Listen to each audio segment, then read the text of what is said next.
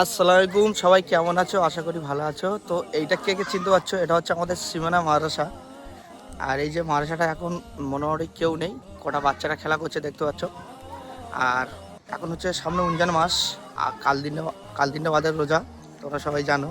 সেই জন্য আমাদের মাদ্রাসা সব ছুটি, এখন মাদ্রাসায় কোনো বাচ্চা নেই। তো পুরো ফাঁকা ফাঁকা দেখতে পাচ্ছ, মাদ্রাসাটা পড়ে রয়েছে। তো এখানে প্রচুর পরিমাণ বাচ্চারা পড়াশোনা করে বিভিন্ন বিভিন্ন জায়গায় থেকে।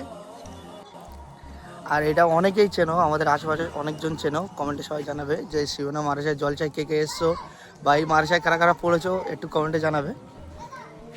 খুব সুন্দর লাগছিল, জাস্ট আমি একটু শিবনা এসেছিলাম, তো ভাবলাম একটা ভিডিও করি। ফাঁকা পুরো,